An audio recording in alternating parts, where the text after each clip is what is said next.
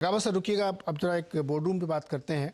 Blue star की दूसरी तिमाही में कंपनी ने जो आमदनी दिखाई उसमें 27% की बढ़त देखने को मिली है, जो कि अनुमान से ज़्यादा थी। वहीं मुनाफे में भी करीब 39% का उछाल देखने को मिला है।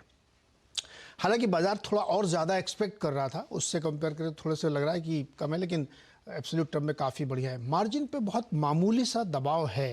हालांकि जब सेगमेंट के रेवेन्यूज़ आप देखेंगे तो आपको एक सेगमेंट जो यूनिट वाला है उसको छोड़ के बाकी सब जगह काफ़ी बेहतर प्रदर्शन देखने को मिला। इसी में बातचीत करेंगे। हमारे साथ ब्लू स्टार के CMD वीर अडवाणी जी हैं। वीर जी, बहुत बहुत स्वागत है आपका CNBC आवाज़ पे।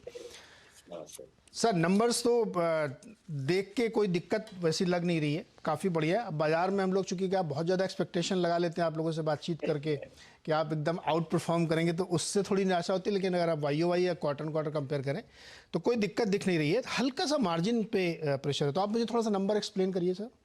जी हाँ। नमस्ते, गुड मॉर्निंग। हमारी Q2 बहुत ही बढ़िया था हमारे हिसाब से। रेवेन्यू 27% बढ़ी, 1576 करोड़ तक, और प्रॉफिट बिफोर टैक्स 57 करोड़ तक पहुंची है। 35% ग्रोथ भी। तो आपने ठीक बोला है कि ग्रोस मार्जिन्स में थोड़ा प्रेशर है। ग्रोस मार्जिन्स में प्रेशर है क्योंकि आपको पता होगा कि पिछले 2 साल से कमोडिटीज की इंक्रीज बहुत तेज हुई है। उसके वजह से कॉपर, एल्यूमिनियम, स्टील सब बढ़ चुके हैं। अभी पिछले 3-4 महीने में कमोडिटीज में थोड़ा कूलिंग ऑफ हुआ है। तो हम सोच रहे थे कि H2 में हमारी ग्रोस मार्जिन्स बढ़ेंगे। मगर आपको पता है कि ये पिछले महीने में फॉरेन एक्सचेंज के प्रॉब्लम्स हुए हैं। US डॉलर में बहुत अप्रिसिएशन हुए है और हम नेट इंपोर्टर्स हैं। तो उसके वजह से Q3 में भी थोड़ा ग्रोस मार्जिन का प्रेशर कंटिन्यू होगा। मगर हमें उम्मीद है कि Q4 में मार्जिन्स इम्प्रूव होंगे, क्योंकि हमारी एक नई फैक्ट्री बन रही है। कमर्शियल प्रोडक्शन जनवरी में शुरू होगी और उसके वजह से हमारे कॉस्ट भी कम हो जाएंगे। तो उसके वजह से लगता है कि Q4 मार्जिन्स में थोड़ा इम्प्रूवमेंट दिखाई देगा। करेक्ट। वीर सर, एक चीज़ और बताइए, चूंकि आपने कहा कि आप नेट इम्पोर्टर हैं और करेंसी की दिक्कत है।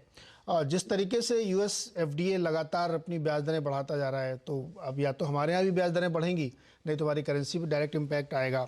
ब्याज दर बढ़ती तो भी आप लोगों के लिए दिक्कत है, चूँकि कॉस्ट ऑफ मनी बढ़ रही है और करेंसी तो बढ़ी हुई है। तो आपको लगता है ये सिचुएशन टर्न होगी थर्ड क्वार्टर के बाद? तो देखो, हमें दो वी हैव टू व्यूज। एक है हमारी इंटरनल व्यू। इंटरनल व्यू में तो आपको पता है कि हमारे ज्यादा कैपेक्स साइकिल अभी बढ़ा है। हमारी कैपेक्स ये साल और नेक्स्ट ईयर बढ़ने वाली है, क्योंकि हम 2 या 3 फैक्ट्री बनाने वाले हैं। तो हमारे कस्टमर्स भी यही साइकिल में है। काफी कस्टमर्स इंफ्रास्ट्रक्चर में, नहीं तो मैन्युफैक्चरिंग में सब ग्रीनफील्ड प्रोजेक्ट्स बना रहे हैं, और इसके वजह से डिमांड भी बढ़ रही है हमारे प्रोडक्ट्स के लिए। एयर कंडीशनिंग, रेफ्रिजरेशन, MEP, ये सब के लिए डिमांड बढ़ रही है। तो कॉस्ट ऑफ कैपिटल तो बढ़ेगा। डॉलर मुझे लगता है कि इतना अप्रिसिएशन तो रह नहीं पाएगा। मुझे लगता है कि 80 रुपीज तक वापस रिट्रीट होगा। अगर डॉलर 79-80 तक पहुंचता है और कमोडिटीज का कूलिंग ऑफ भी हमें दिखता है, तो मुझे लगता है कि हमारी कैपेक्स साइकिल और हमारे कस्टमर्स के भी कैपेक्स साइकिल बढ़ती रहेगी। तो मुझे लगता है कि इंडिया में तो पॉजिटिव आउटलुक है।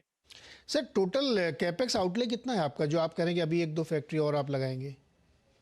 तो ये साल और नेक्स्ट साल में लगभग 350 to 400 crore capex every year. तो पिछले 5 साल में हमारी एवरेज कैपेक्स 200 करोड़ के आसपास होती है। अभी ये 2 साल में लगभग 400 करोड़ ईच होगा। 400 करोड़ के सालाना के हिसाब से लगी। एक चीज़ और, चूंकि हमने जब पिछले 2 क्वार्टर्स में बात की थी आप लोगों से, तो आपका ये व्यू था कि हम लोग चूंकि इन्वेंट्री हमारी काफ़ी मैनेज्ड है, इसलिए हमको प्राइस राइज नहीं लेना पड़ रहा था बार बार। लेकिन अब वही इन्वेंट्री शायद आपके लिए मुश्किल भी कर रही है, इसलिए आपको मार्जिन में हिट लेना पड़ रहा है। जी हाँ। तो इन्वेंट्री का तो ज्यादा प्रॉब्लम नहीं है, मगर आप ठीक बोल रहे हैं कि हमें सोचा था कि रूम एयर कंडीशनर्स की इन्वेंट्री हमारी बेनिफिट में आएगी, मगर ये डॉलर के वजह से और कमोडिटी प्राइसेस के वजह से ये इन्वेंट्री में थोड़ा प्रेशर है। ये इन्वेंट्री तो हम Q3 में फिनिश कर लेंगे, ताकि समर सीजन के लिए जनवरी से हमारी नई स्टॉक और नई SKUs मार्केट में अवेलेबल हो गए। तो थोड़ा पेन है अभी के लिए, मगर हमें लगता है कि 2-3 महीने में ये सब क्लियर हो जाएगा। ओके। डिमांड डिमांड ठीक है अभी तक। वीर सर, एक चीज़ और बताइएगा, क्योंकि आप लोग जो है एक सीजनल इसमें बॉयंसी होती है, तो इस समय आप लोग अनुमान ज़रूर लगाना शुरू कर देते होंगे कि फरवरी ऑनवर्ड्स किस तरीके की डिमांड होगी, किस तरीके की हमको इन्वेंट्री रखनी है, किस तरीके की चिप सप्लाई को दुरुस्त रखना है। तो मुझे इस समय अगर अनुमान लगाना हो, अंदाज़ा लगाना हो कि किस तरीके की डिमांड नेक्स्ट सीजन में रहने वाली है, वो मुझे थोड़ा बताइए, क्योंकि ये जो सीजनल वाले बिजनेस है ना, इसमें ये अभी से शुरू हो जाता है। सब जैसे जाड़े के कपड़े हैं ना, जून में बुकिंग शुरू हो जाती है। जी हाँ, तो आप ठीक बोल रहे हैं कि हमारी कंपोनेंट इन्वेंट्री बिल्डअप तो शुरू ही हुई है नवंबर से। तो हमें लगता है कि मार्केट लगभग 15% बढ़ेगी नेक्स्ट समर में, और ब्लू स्टार लगभग 20% हमें ग्रोथ हम प्लान कर रहे हैं। तो हमें लगता है कि मार्केट स्ट्रांग होगी, डिमांड बहुत ही तेज है। अभी भी ये लो सीजन है अभी, मगर फिर भी हम इन्वेंट्री क्लियर कर रहे हैं। तो हमें लगता है कि नेक्स्ट ईयर भी ये साल के जैसे एक अच्छी समर होगी। ओके सर, मैंने कई सारी कंपनीज के रिजल्ट्स देखे जो मास प्रोडक्ट में है या छोटे शहरों में काम काज करते हैं, उनको दिक्कत आ रही, क्योंकि वहाँ पे डिमांड स्लगिश है। इवन बहुत छोटे टिकट साइज़ के प्रोडक्ट की डिमांड भी काफ़ी इम्पैक्ट हुई है। तो चूंकि यूनिट वाला आपका बिजनेस इस बार भी उतना अच्छा परफॉर्म नहीं दिख रहा है, तो क्या जो एसी सिंगल यूनिट वाले एसीज हैं जो घरों में लगते हैं, उनकी डिमांड आपको लगता है कि इम्पैक्ट हो रही है और आगे भी इस पे असर देखने को मिलेगा? जी, तो हमारे Tier 3, Tier 4, Tier 5 मार्केट्स जो आप वो AC मार्केट्स है। हम तो रूरल में तो नहीं बेचते हैं। तो Tier 3, Tier 4, Tier 5 मार्केट में कुछ बहुत इंटरेस्टिंग हो रही है। हमारे यूनिटरी प्रोडक्ट्स, आप ठीक बोल रहे हैं, थोड़ा स्लो डाउन तो हुआ है पूरा इंडस्ट्री में समर के बाद। ये पोस्ट समर सेल्स थोड़ी कम हुए हैं। हमें लगता है कि नेक्स्ट समर में फिर से बढ़ेंगे, मगर जो इंटरेस्टिंग चीज है कि हमारी सेंट्रल एयर कंडीशनिंग प्रोडक्ट्स हमारी सेगमेंट 1 में वो भी प्रोडक्ट्स काफी Tier 3, Tier 4, Tier 5 मार्केट्स में बिकते हैं, और उधर डिमांड बहुत ही तेज है। Shop, showroom, boutique, marriage hall, QSR में आइसक्रीम, ये सब इन्वेस्टमेंट्स तो काफी तेज हो रहे हैं, और हमें लगता है कि वो डिमांड तो 2-3 और क्वार्टर के लिए रहेगा। तो ये क्वाइट ये इंटरेस्टिंग अनोमली है कि सिंगल यूनिट सेल्स में थोड़ी कम डिमांड है, मगर सेंट्रल AC सेल्स में काफी तेज डिमांड है Tier 3, Tier 4, Tier 5 मार्केट्स में। ओके। ये सर एक बहुत इंटरेस्टिंग रिसर्च है। मैंने भी परसों नरसों इस पर एक बहुत चर्चा भी की थी। प्राइस करके जो रिसर्च एजेंसी, उसने बनाया कि जो मिडिल क्लास है ना, 5 लाख से 30 लाख की रेंज वाला, इसमें एक्सपोनेंशियल ग्रोथ हो रही है, एक्स्ट्रोनॉमिकली ग्रोथ होगी अगले 10-15-20 साल। तो और मॉर्गन स्टैनली की रिपोर्ट भी उसी को सस्टेन करे, जो कि शायद आप लोगों के बिजनेस के लिए बहुत क्वालिफाई करती, क्योंकि उस कैटेगरी के लोग यूनिट एसी वगैरह बहुत खरीदता है। आपने देखा, उस नज़र गई आपकी उस रिसर्च पे क्या? हाँ जी, तो हमें इसीलिए हम बहुत ही ऑप्टिमिस्टिक है डोमेस्टिक मार्केट में, इसीलिए हम 2-3 फैक्ट्री बना रहे हैं, क्योंकि हमें यकीन है कि ये इंडियन मिडिल क्लास की डिमांड और कंज्यूमर स्पेंडिंग बहुत ही बढ़ेगी ये 10-15 साल में। आपको पता है कि AC के का पेनिट्रेशन सिर्फ कुछ 7-8% है। कुछ 7 या 8 मिलियन यूनिट्स बिकते हैं साल में, और हमें यकीन है कि ये 7-8 मिलियन तो 20-25 मिलियन तक पहुंचने ही चाहिए काफी कम सालों में। और उसके साथ मैंने पहले बताया कि सेंट्रल AC की भी डिमांड और कमर्शियल रेफ्रिजरेशन की डिमांड भी ये कंज्यूमर स्पेंडिंग के वजह से बढ़ती है। जब भी कंज्यूमर्स बाहर जाके खाना खाते हैं और आइसक्रीम खरीदते हैं और रिटेल स्टोर्स में जाके अपने पैसे स्पेंड करते हैं, तो उसके वजह से हमारी B2B कस्टमर्स भी कैपेसिटी और इंफ्रास्ट्रक्चर बढ़ाते हैं।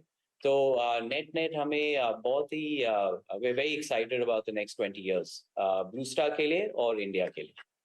बिल्कुल सही सर, आजकल गर्मी तो लगभग साल भर ही पड़ती है एसी बंद ही नहीं होता है ये बात सही है। और जिस तरह से मिडिल क्लास की स्टोरी इंडिया में डेवलप हो रही है, उससे इस तरीके के जो वाइट गुड्स हैं उनमें बहुत अच्छी तेज़ी देखने को मिल सकती है। वी सर, बहुत बहुत शुक्रिया हमारे साथ जुड़ने के लिए, और नेक्स्ट क्वार्टर के लिए आपको बहुत बहुत शुभकामनाएं। थैंक यू, नमस्ते। तो ब्लू स्टार एक डोमिनेंट प्लेयर है एयर कंडीशनिंग में। गावा सर 1223 रुपये पर ट्रेड कर रहा है, क्या चार्ट पे दिख रहा है आपको? बस लॉन्ग टर्म के लिए तो ये चार्ट बढ़िया है, बिल्कुल बढ़िया है। मेरे ख्याल से अप मूव ऑन है। इसमें जब भी कोई करेक्शन आते हैं ब्लू स्टार में, वो एब्सॉर्ब हो जाते हैं, तो खरीदारी का मौका रहता है। अभी नियर टर्म में कह सकते हैं 1100 स्ट्रॉन्ग सपोर्ट जोन है। अगर डिप मिलता है तो खरीदारी का मौका है, but upside is still on. कहां तक ऊपर जाएगा कहना मुश्किल है, but buy and hold stock है, बढ़िया स्टॉक है Blue Star. Buy and hold Blue Star. चलिए अगला एक और कॉलर लेते फटाफट। अमित भाई है भावनगर से। अमित भाई नमस्कार, बताइए क्या सवाल है? सर मेरा नाम अमित देसाई है और मैं भावनगर से बोल रहा हूँ। मेरे पास एडम्बा के 50 शेयर्स है 825 के रेट से। तो अभी मुझे क्या करना चाहिए, उसके अंदर होल्ड करना चाहिए और कंपनी का फ्यूचर कैसा है वो जानना है मुझे।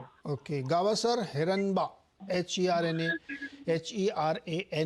ये भी बहुत पुरानी नहीं, 1 साल 1.5 साल पहले की लिस्टिंग है हिरनबा। बस इसका भी वही हाल है, लिस्टिंग का जो हुआ उसके नीचे ट्रेड करना, that is sine of weakness. अभी रिसेंट लोग हुआ है करीब 498 के आसपास, ये 500 के भी एक साइकोलॉजिकल सपोर्ट है। अगर ये ब्रीच हो जाता है तो और लोअर लेवल देखेंगे। चार्ट स्ट्रक्चर वीक करना कम, स्ट्रेंथ फिलहाल नजर नहीं आती हर अंदर। बता दें कि मनी कंट्रोल पर दिए गए विचार एक्सपर्ट्स के अपने निजी विचार होते हैं। वेबसाइट या मैनेजमेंट इसके लिए उत्तरदायी नहीं है। यूजर्स को मनी कंट्रोल की सलाह है कि कोई भी निवेश निर्णय लेने से पहले सर्टिफाइड एक्सपर्ट की सलाह लें।